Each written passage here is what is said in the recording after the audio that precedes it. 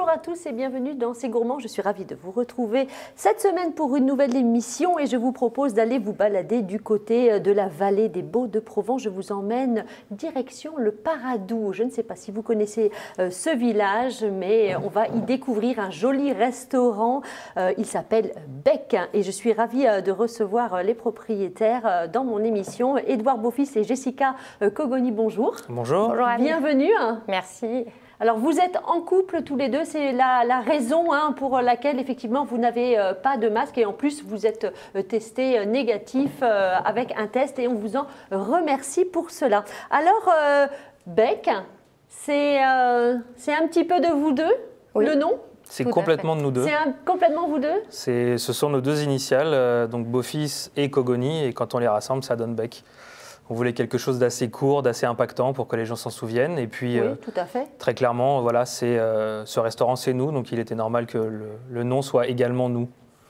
J'aime l'idée de ce restaurant, c'est nous, c'est un joli mât provençal. Vous y êtes installé depuis 2019, le Oui. printemps 2019, c'est ça? Ouais, on est installé depuis le printemps 2019, Ouais. on a ouvert en juillet dans la foulée pour la première saison. Ouais. Donc vous êtes le chef en cuisine. C'est ça. Et vous nous recevez. Tout à fait. Vous aimez nous recevoir un petit peu comme si on venait chez des amis. Est-ce que je me trompe? Non, c'est exactement ça. On a voulu, comme le nom, on a voulu que le restaurant il Oui. nous ressemble. On voulait que les convives se sentent bien comme à la maison. Comme à la maison. Comme des vieux copains. Et ça se sent dans les assiettes aussi, même s'il y avait énormément de travail derrière, des heures et des heures de minutie. On veut que ça paraisse simple et gourmand de prime abord. Alors bientôt, et on croise les doigts, bientôt les terrasses en premier vont réouvrir, ensuite les restaurants. Vous avez une magnifique terrasse. Oui. Ouais, on a cette chance. On a cette chance d'avoir une terrasse assez grande Oui. pour nous permettre de recevoir les gens et qu'ils aient de l'espace, qu'ils ne soient pas agglutinés les uns sur les autres, qu'il y ait quand même une espèce d'intimité pour les gens. Et on a hâte, parce que là, elle est vide, elle est un petit peu pleine de feuilles. On a hâte de la nettoyer et de faire en sorte qu'il y ait des gens qui puissent en profiter très rapidement. Et Clairement. après, ensuite, effectivement, la réouverture des restaurants. Est-ce que cette période où on est resté un petit peu confiné vous a permis de réfléchir autrement votre lieu de vie ou vos plats ou la création? On a tout de suite, dès la fermeture fin octobre, on a tout de suite embrayé sur le emporté. D'accord. On ne s'est pas posé de questions. Oui. On n'avait pas pris ce parti au premier confinement où on avait fait épisodiquement sur 1 ou 2 week-ends. Oui. Mais là, tout de suite, on s'est mis tout de suite au travail. Et pour que le lien continue, que nos clients qu'on arrive tout doucement à fidéliser au fur et à mesure des mois, se rendent compte qu'on est toujours là malgré la situation, malgré les obstacles. Bien sûr. On est là et on propose une cuisine qui est différente de ce qu'on va proposer normalement au restaurant, quelque chose de plus simple, quelque chose qui va aller plus facilement dans des barquettes, Oui. mais toujours avec un esprit un petit peu travaillé quand même derrière sur les produits de la région et puis sur des techniques qui sont parfois pas forcément évidentes. Donc on aime bien, on a bien aimé ce moment puisqu'on Oui. on a quand même réussi à... C'est un moment où on s'est réinventé aussi? On est un peu obligé à chaque Obligé. fois. La première fois, on a tous été un peu surpris, je pense. Il nous a fallu un peu de temps pour nous retourner.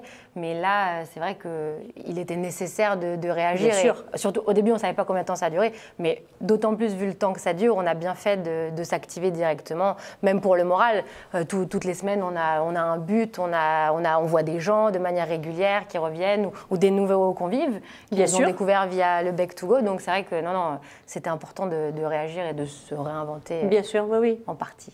Oui, puis il y a aussi ce lien avec les fournisseurs qui est très important. Tout à fait, puisque c'est vrai. On parle souvent des restaurateurs, on est souvent mis en avant du fait de la difficulté de notre situation, mais nous, on est le bout de la chaîne. Exactement. Et en fait, avant nous, il y a d'autres gens.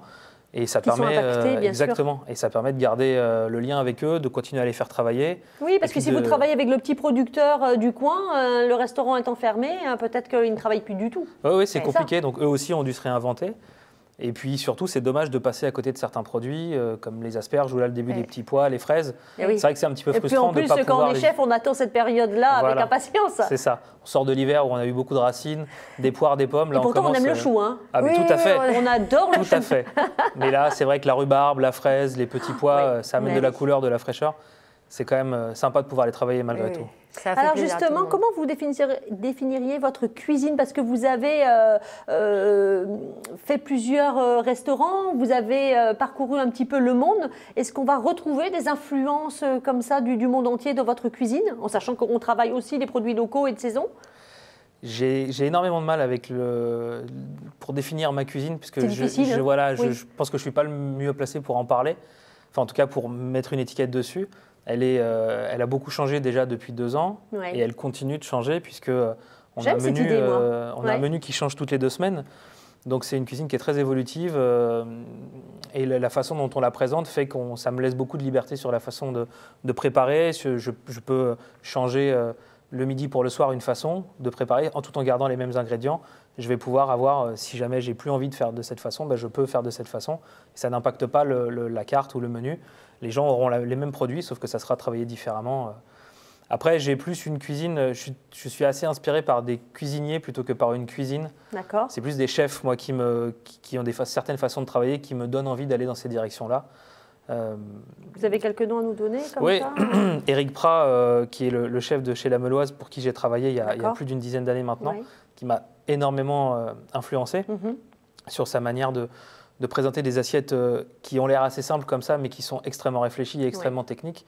Et c'est quelque chose vers lequel j'aime me diriger. Il y a Claire Smith, qui est une chef irlandaise à Londres, qui a 3 étoiles également, qui a une cuisine absolument bluffante de simplicité, de premier abord, et en fait qui est, plus on la déguste, et plus c'est technique, plus c'est complexe. Et puis après, pour faire un peu dans le local, Glenn Viel, très clairement, Eh oui. il a aussi cette cuisine-là qui me parle énormément.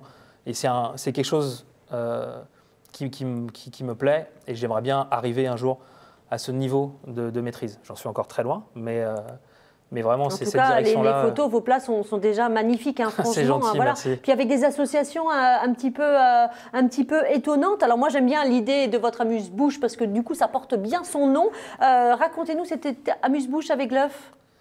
Alors, le jaune d'œuf confit, Ah ouais, c'est génial, non? Ah oui, ça surprend et c'est très apprécié. c'est vrai que ça surprend un petit peu les gens, mais l'œuf, c'est un ingrédient qui est extrêmement simple et qu'on retrouve partout, chez tout le monde, et qu'on peut faire de plusieurs façons. Et moi, je trouve ça... J'essaye de travailler majoritairement des produits simples et accessibles, parfois même des produits qu'on Mais comment les sublimer, c'est ça? Voilà, et le but, c'est d'essayer de faire comprendre aux gens que, en partant des choses assez élémentaires, on peut quand même arriver à un résultat qui est travaillé, qui peut être fin, qui peut être surprenant. Et donc, on a ce jaune d'œuf confit dont l'accompagnement varie en fonction des saisons. On a commencé avec un consommé de légumes rafraîchi à la réglisse avec de l'épeautre. Maintenant, avant la fermeture, on était sur un jaune d'œuf avec du chou-fleur, un peu de noisette, sur des choses un petit peu plus automnales. Et là, pour la réouverture, j'essaie de commencer à travailler sur quelque chose de très frais, avec ces petits pois ou ces asperges qu'on va encore avoir, j'espère, si on ouvre bientôt. Ouais. Donc c'est quelque chose qui c'est facile à travailler. Mm-hmm. Et puis le rendu peut être vraiment intéressant si on prend le temps de s'y pencher. Est-ce que vous, Jessica, vous avez un plat préféré dans la cuisine? C'est un plat qui fait... Oui, c'est sûr que le bœuf Wellington, ça va être mon top parce que le bœuf, c'est une de mes viandes préférées. Après, c'est un plat plus simple, c'est quand il fait la côte de veau panée, vraiment, c'est ça. C'est un plat plus simple, mais c'est un de mes préférés. C'est votre préféré, oui. Un de vos préférés, en tout cas. Oui. Vous savez aussi travailler, donc le taureau évidemment, qu'on va retrouver, qui est assez local. Mélanger également la bière avec du chou, du cassis, voilà. Oui, ça c'était un dessert, c'était un chou classique. Ah. Et en fait, on faisait une sorte de caramel de bière et on venait monter une crème avec pour faire comme une espèce de pâtissière à la bière. Et ensuite, on travaillait une marmelade de cassis et du cassis séché. Et ça venait se contraster. Ah oui. On utilisait de la bière ambrée, donc ce qui fait que ça amenait quand même une certaine amertume. Et derrière, toute la rondeur du cassis, avec cette pointe d'acidité qui vient chercher à la fin, c'était assez rigolo et ça a bien plu. Ouais. Oui, puis ça vient un petit peu comme ça titiller nos papilles, forcément. Ouais. Ces mélanges que forcément nous, on ne ferait pas à la maison, on n'oserait même pas. Oui, puis ça intrigue. C'est pour ça aussi qu'on vient dans votre restaurant. Je pense qu'il y a certaines personnes qui viennent pour ça. Bien sûr, pour nous surprendre. Voilà. C'est ça. Je vous propose tout de suite mon interview du tac au tac. Quel est votre souvenir d'enfance gourmand? Alors, moi j'en ai peu. Mais oui, parce que je ne suis pas du tout du milieu. Voilà, mais c'est un souvenir, pas forcément d'enfance, mais plus d'adolescence.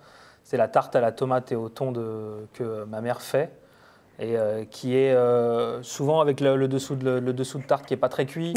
Voilà, mais c'est... mais c'est maman qui l'a fait. Voilà, exactement. On l'aime, c'est pour ça qu'on l'aime. Et c'est quelque chose qu'à chaque fois qu'elle vient nous voir, je lui redemande, parce que c'est vraiment...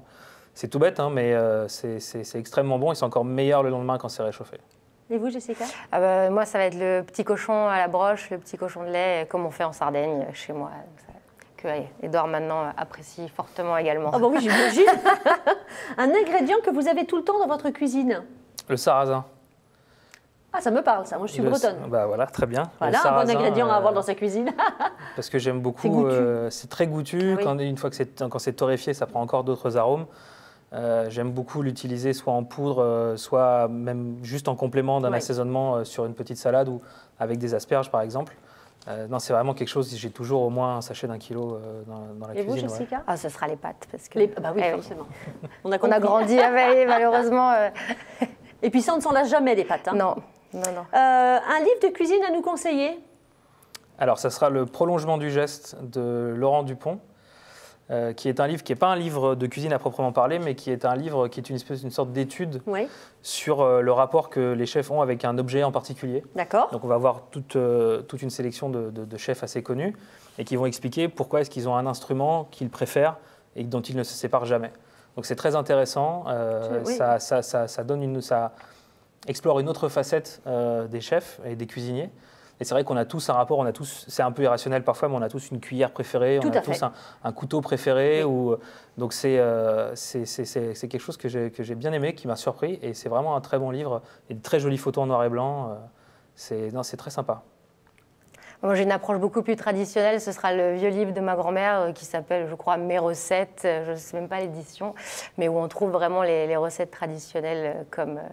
elle était française côté, comme le flan à la fraise et le fameux rouleau au chocolat qu'elle me faisait pour le goûter. Voilà, c'est ça. Tellement gourmand. Alors, on vous retrouve très, très vite au restaurant Bec au Paradou, tous les deux. Vous allez nous accueillir avec votre beau sourire. Avec impatience. Et vous, avec votre belle cuisine. On a hâte de vous retrouver.